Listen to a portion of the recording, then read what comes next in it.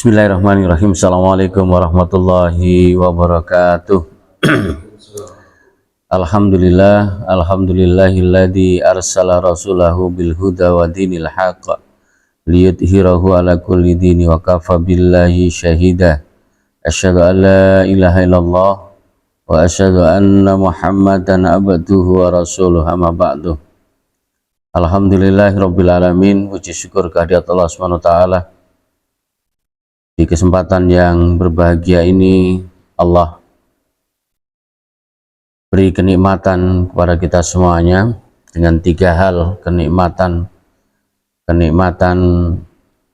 setelah dibangunkan dari kematian dengan sehat, rasa aman, dan insya Allah rizki yang kita makan hari ini insya Allah ada di masing-masing tempat kita.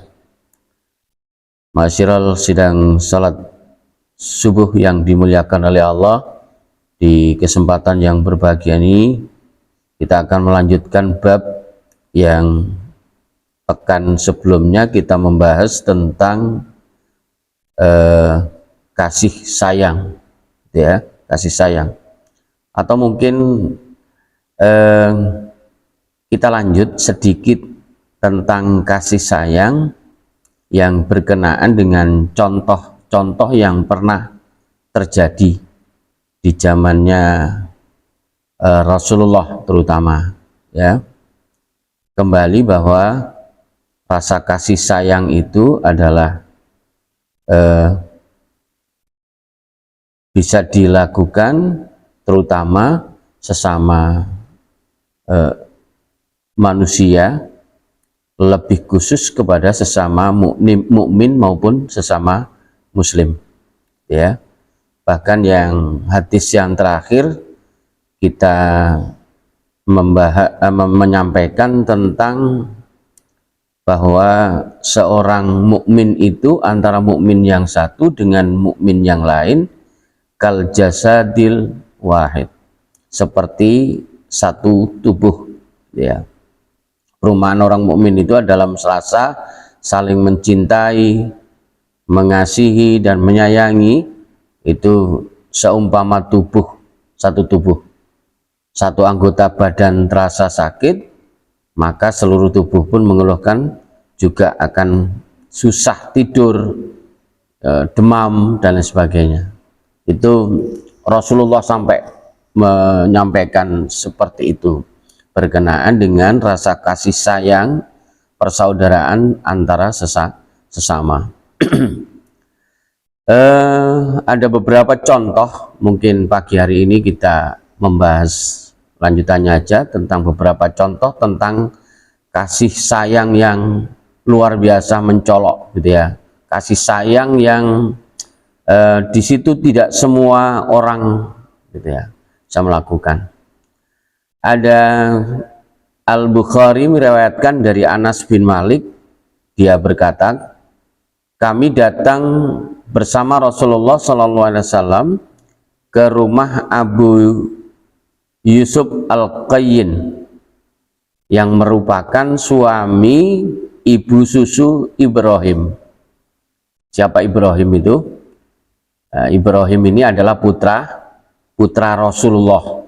Nah, kalau di zaman dulu kan jadi biasa kalau ibunya sendiri tidak bisa menyusui, tidak mampu menyusui, maka mencari ibu susuan, gitu ya.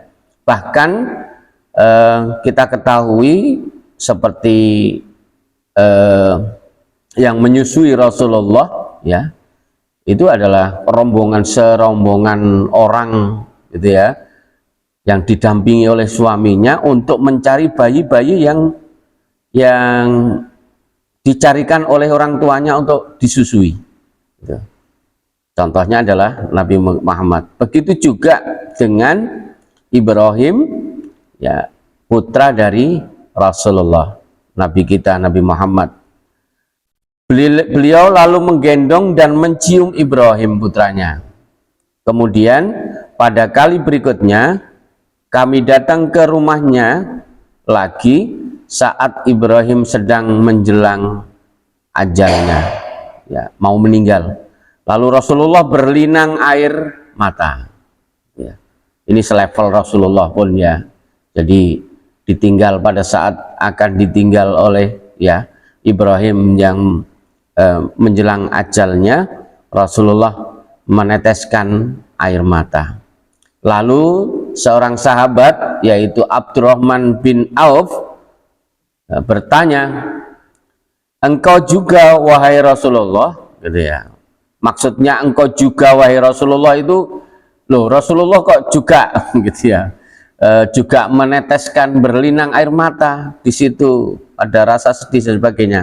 Lalu Rasulullah menjawab, wahai putra Auf itu Abdurrahman bin Auf tadi itu, ini adalah kasih sayang, tanda kasih sayang. Jadi kalaupun kita ini ada sedih dengan kejadian musibah keluarga kita, sampai menangis, meneteskan air mata dan sebagainya, itu adalah salah satu, katanya Rasulullah, bentuk dari kasih sayang. Selanjutnya beliau bersabda, mata menangis dan hati bersedih, tetapi kami hanya mengucapkan kata-kata yang diridhoi oleh Rabb kami, karena berpisah denganmu wahai Ibrahim, kami benar-benar dibuat sedih. Jadi masih dalam bentuk kewajaran, gitu ya, menangis karena ditinggal oleh mungkin salah satu putranya atau mungkin keluarga, dalam satu keluarga ya, ayah ibunya dan sebagainya.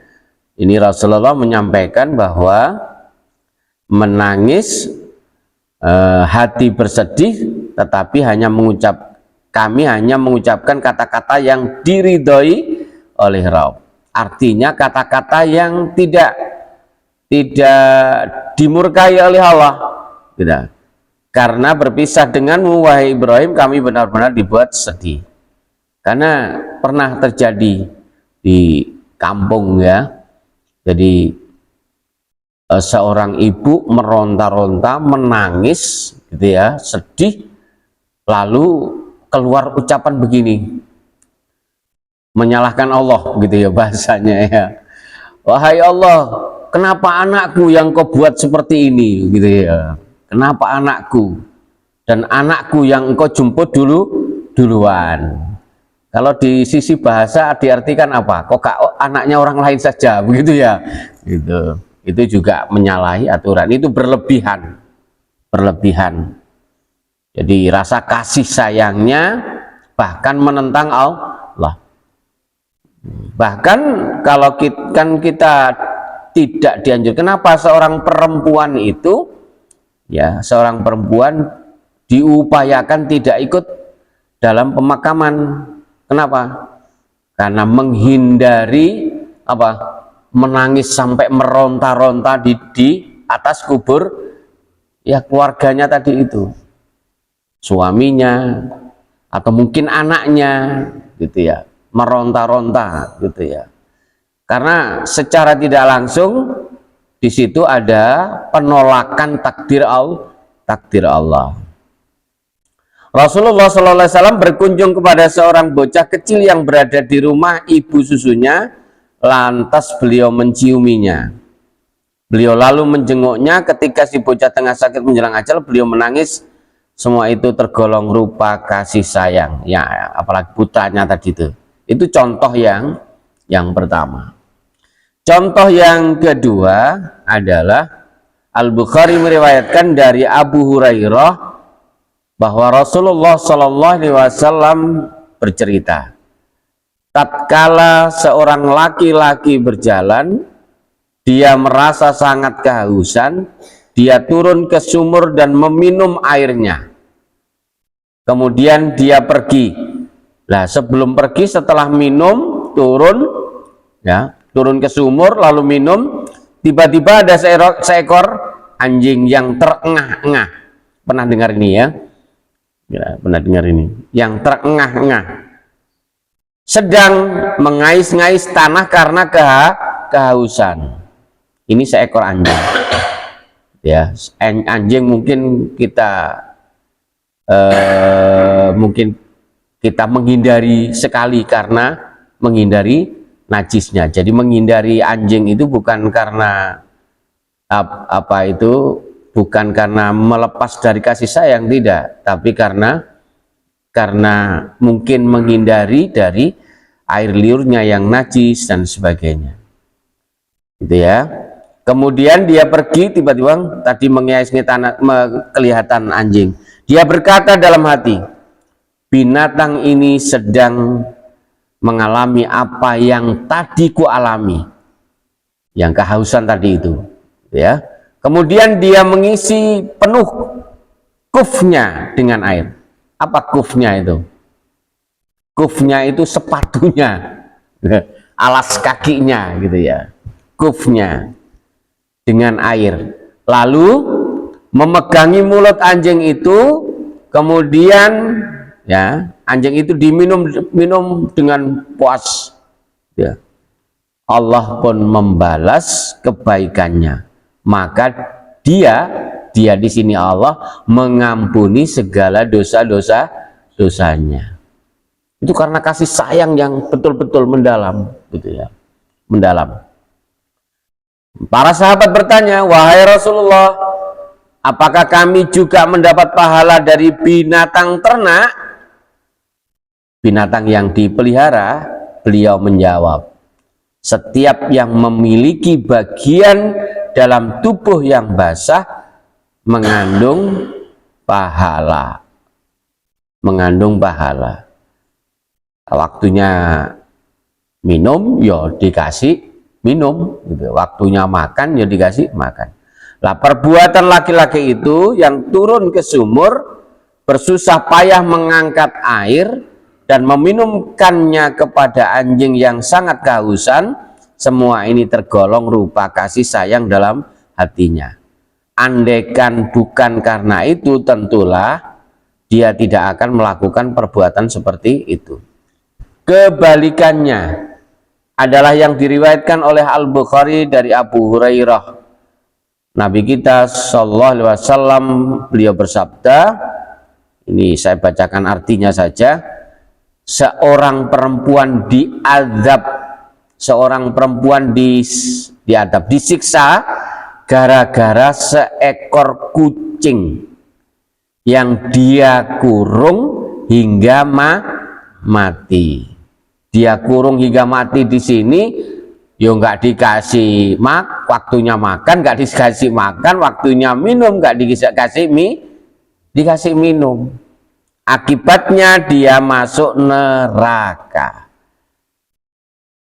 Nah, kepadanya dikatakan, engkau tidak memberinya makan ataupun minum ketika mengurungnya. Engkau tidak pula memberikannya makan binatang melata di tanah. Artinya ya mencari, gitu ya. Kalaupun tidak dikurung kan berarti menahan dia mencari rezeki, gitu ya. Wis gak dikasih makan, kasih minum, gitu ya. Seperti itu, ya. Jadi seperti itu. Perbuatan perempuan itu merupakan salah satu rupa kekerasan hati dan tercabutnya kasih sayang dalam dirinya. Jadi ya sama, kucing, memelihara kucing pun juga harus tetap dengan kasih sayang, gitu ya. Tapi tetap juga di situ kucing yo pipis, kucing yo buang air besar, juga tetap dijaga kesuciannya, jangan sampai menimbulkan najis, gitu ya. Kalau sanggup memelihara apa. Lalu ada juga sabda Rasulullah, aku masuk ke dalam sholat sebagai imam dan aku ingin memanjangkannya, lantas aku mendengar tangisan bayi, maka aku urungkan memanjangkan ayat tadi yang kubaca, karena aku tahu betapa dahsyat getaran perasaan ibunya karena tangisan itu. Seorang imam pun juga gitu, maunya Ya Rasulullah ini ya maunya memanjangkan bacaannya, tapi karena mendengar ada tangisan bayi yang bisa jadi ibunya sedang sholat, maka Rasulullah mengurungkan membaca ayat pada sholat dengan bacaan yang panjang, artinya diperpendek. Karena itu pun karena kasih sayang, ya, disampaikan di sini. Rasulullah tahu bahwa dahsyat getaran perasaan ibunya karena tangisan itu, pasti orang tuanya, ibunya khawatir, gitu ya. Itu mungkin beberapa contoh, dan sekali lagi masih banyak contoh-contoh kasih sayang kalau kita kita cari ya. Kalau di sini ada lagi, bentar.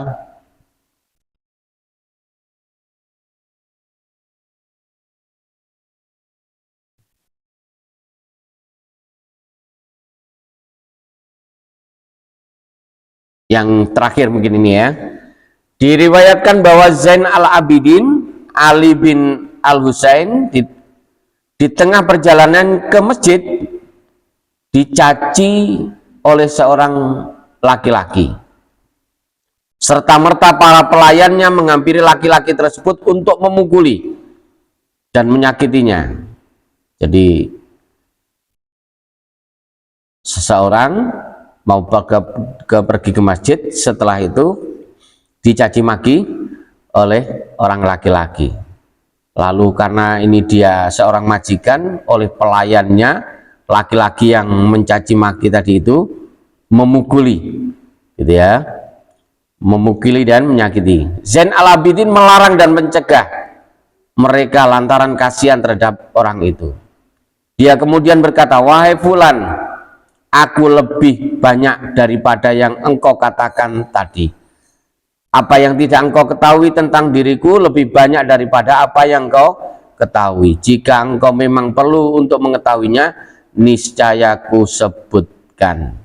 Artinya di sini mencaci maki, mungkin ada perbuatan salah yang dilakukan oleh tadi sahabat tadi itu. Setelah itu menyampaikan, jadi perbuatan amalnya itu banyak, tidak seperti, bukan hanya yang engkau sebutkan tadi itu. Jadi masih dicaci maki ya, pelayannya mau mau memukulinya, tapi ditahan. Kalau kita mungkin kadang gimana, ya wis pukuli gitu ya, karena sakit hati gitu ya. Jadi itu beberapa contoh gitu ya, dan insya Allah untuk berikutnya, di kesempatan berikutnya kita akan membahas tentang rasa malu bagi seorang muslim ya. Karena ada hadis singkat di situ ya, al haya'u minal iman. Insya Allah kita akan bahas di pertemuan berikutnya. Baik, itu saja mungkin. Mudah-mudahan sekali lagi kita memperkuat diri,